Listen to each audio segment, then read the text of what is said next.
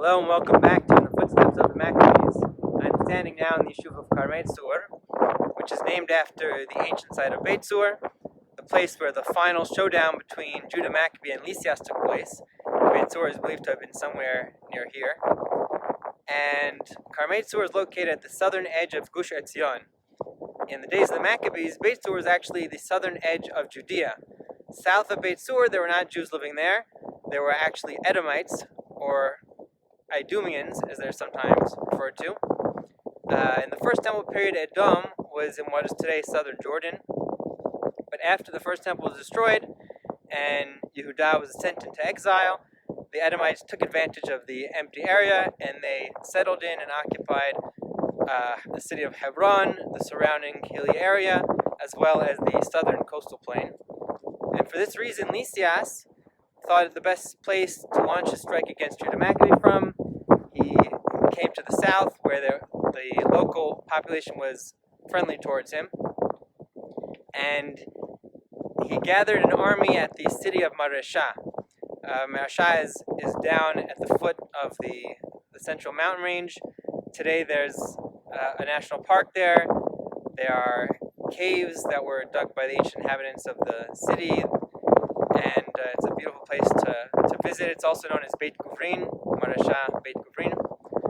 And it took over a year for Lysias to amass forces and finally feel that he was ready to crush the rebellion of the Maccabees.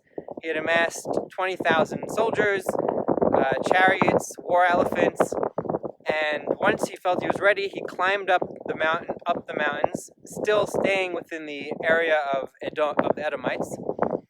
And once he was up at the top, probably around Hebron, then he finally turned north to enter into the sphere of control of Judah Maccabee, disrupt his rebellion, reassert exclusive control over Judea. In the meantime, Judah Maccabee was ready for Lysias. He'd also amassed an army, around 10,000 troops. And from the beginning of the rebellion, and even as the army grew, he made sure to follow the laws of the Torah, specifically of Sefer Devarim, where it says that any man who has recently gotten married or built a house or planted a vineyard should be sent home and be exempt from battle. So Judah Maccabee did that before all of his battles. He sent home any men who had a wife or a house or a vineyard that they had to return to. And it's unknown where exactly the battle took place, but Judah Maccabee was familiar with the terrain. He took advantage of that knowledge to ambush and surprise the enemy, to use guerrilla tactics, even though now he's facing a much larger force, and he himself had a much larger army to command. He still used the same tactics that had been successful until now to emerge victorious against Lysias, who finally this time led the soldiers into battle himself.